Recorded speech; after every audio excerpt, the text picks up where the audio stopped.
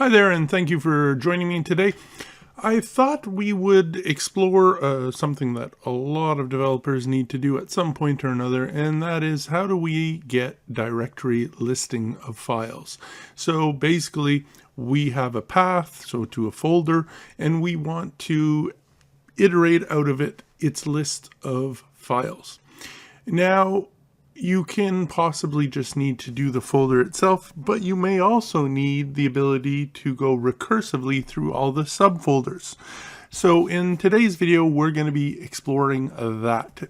And you're going to see it's really not very complicated, but you do need to know of one or two little gotchas so you take the proper approach to handle this situation.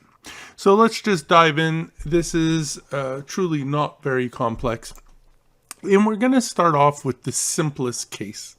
And the simplest approach to getting a directory listing from a VBA standpoint, I'm not saying it's the most efficient, I'm just saying the easiest coding wise is probably just to use the dir. And it's made for this, and the bonus is, as you can see in my function that I have here, it's possible to easily add a filter directly into it. So when you call it, it applies the filter directly, and you're only going to get back those elements, versus other approaches you would have to get a listing of all the files and then check their extensions or check their file names individually one by one. It's not the end of the world, but this one has it baked right into it. So this is just a little bit of a validation. For this to work properly, I need to end whatever path is given to me with the slash.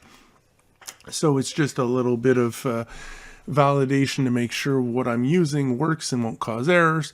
But it all happens right here in this simple loop. So we start off by defining this variable. Now this variable is going to hold a file, and as it iterates, the value of s file actually changes, and we're going to simply go and say it's going to equal the dir to whatever path we're interested in. Now we're going to apply this looping mechanism, and as it's going to loop over, we're just going to make sure we're not dealing with folders, and we just allow it naturally to perform its loop. And here what I've chosen to do is I'm outputting it to the immediate window. So each time it loops, it's going to update s file. We're going to have a new file name. And then we just tell it here to continue the dir process. Now, one thing to note, however, is what this is returning is the file name. So if you need a complete, full path and file name, don't forget to concatenate that s path with it. Okay? Don't forget you need to do that to get a fully qualified path and file name, because the s file only returns the file name. But that's it. We call dir, we make it do a loop, and it just keeps working upon itself. So if we look at this in operation, we can take this guy here, shall we say, and we can then tell it to search through a folder. I'm just going to take the same one for all of my tests today, but let's say we take that. Okay, and we run it. You'll see it returns there are 4 files in this directory. Now it is not looking in subdirectories. It is only looking at the top directory, this test2. And if I just show it to you, here is my temp test2, and as you can see, there are currently 4 folders. Now, as I said, we can apply a filter. This is the beauty of this approach. And we could say I only want, let's say, JPEGs. Boom, there are my JPEGs. I want to get all of my Excel files, XLS. There are all my Excel. So as you see, it's quick. It's easy to configure to have such filters. Now, I just want to demonstrate, debug print doesn't really help us in a real life situation. And typically, it's not a good idea to put this into some subroutine somewhere and now add all sorts of code to do things relative to that file. The better approach would be something like this, where we're going to return, in this case, what I'm doing, I'm going to return an array. I'm building an array of the files, and this function will actually return an array to the calling function, or procedure should I say, and then you can break that down and manipulate it however you want, but leave your file function just do file work. So it's more or less the same as above, but now what we're doing is we're building an array. We're adding each file to an array, and we're passing the array back to the function itself. So when it's called, it's returning an array. So how does this look? Well, if we wanted to use it formally, this is what we do. So as you see here, I'm defining some path, and here I'm saying run this, and it's going to return to my array here in this procedure. It's going to return its array of files, and then we can do whatever we want. So we can loop through it, go file by file, and we could output it, we could process them, we could append them to a table, we can do whatever we want. The sky's the limit here. So it's just a different way of writing this function into a means that we can actually digest it in different other areas of our code with ease. So then all we do is we run this. Let's clear out the immediate window. We just run this here, and as you see, we get the same result. And if we wanted to, we could comment that out and say, I just want my Excel ones, exactly like we did previously, and there are my Excel ones.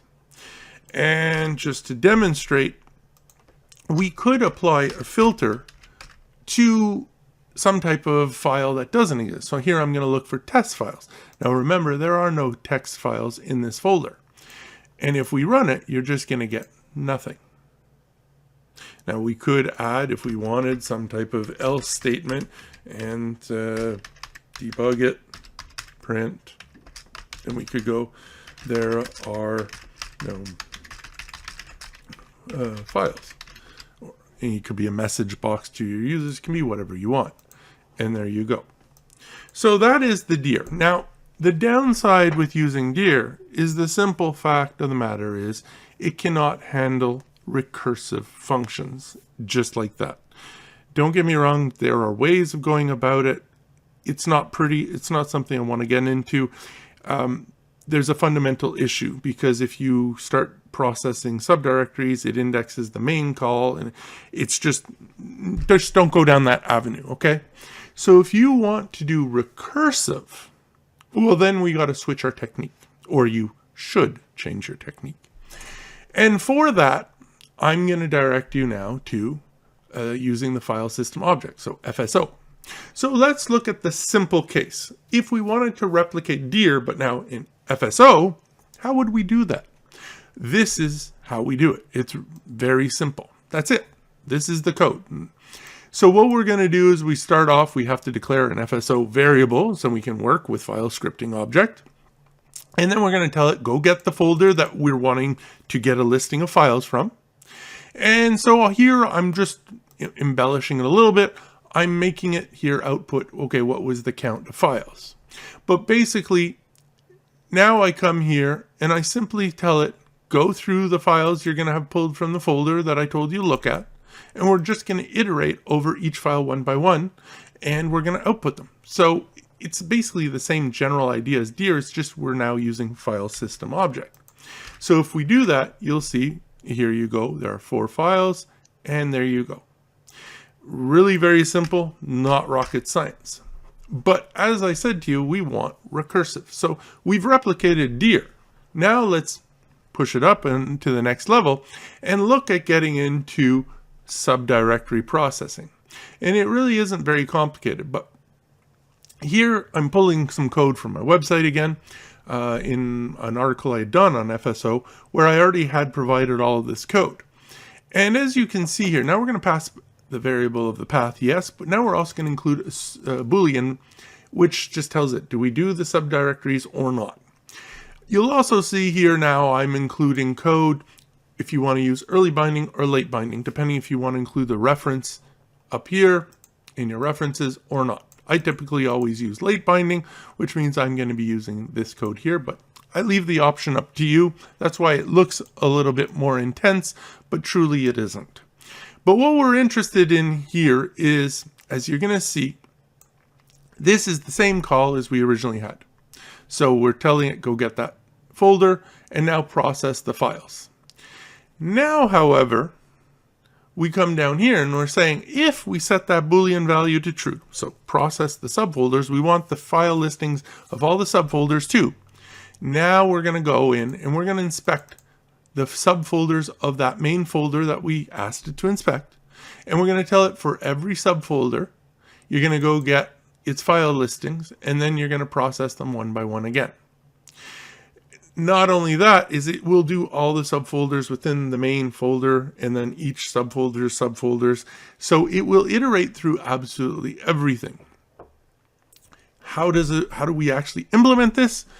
Well, if we wanted to test it out, I create a simple test routine, and as you can see, I'm going to call here, and here I'm telling it false. So that Boolean, do we process the subfolders? I'm setting it to false for the first run. So that means it's going to operate just like Dir does. So if we run it, you'll see we get 4 files again, Dir. But if we uncomment that, comment that one. So now we're saying true, or I could have left it empty because that's the optional default value. Now we're telling it go into this folder, but now process all of the subfolders and their subfolders. Now when we run it, you're going to see we're going to get 7 files. And as you can see, now it's gone through, it's done the new folder, it's done the new folder, new folder 2, it's done new folder 3. So as you can see, it iterates through all subfolders and pulls out a listing of the files. So at the end of the day, you have 2 distinct choices, and it depends on what you need to do. If you just need to process a folder and that's it, Dir is your best friend. And I'd suggest you use a function like this, which just returns a collection, an array, whatever you want. And the function does one thing, returns a list of files. Then in your calling function, you operate over that listing. However, if you need recursive functionality, well then, using the FSO, using the file system object, is a very good approach to take, and do not use dir, okay? So use the file system approach, and you're going to get the solution very simply, as you can see. And it isn't a lot more code. It's just a question of doing your first round, going through processing your files, and then here telling it, no, we're going to also go through each of the subfolders found in that main folder and keep doing it over and over and over. I hope this helps a few of you out there. The code is on my website. I'll include some links in the description below for any of you that are looking for that, so you don't have to retype all of this. And we'll see you in the next video, guys. Take care, and thanks a lot for watching.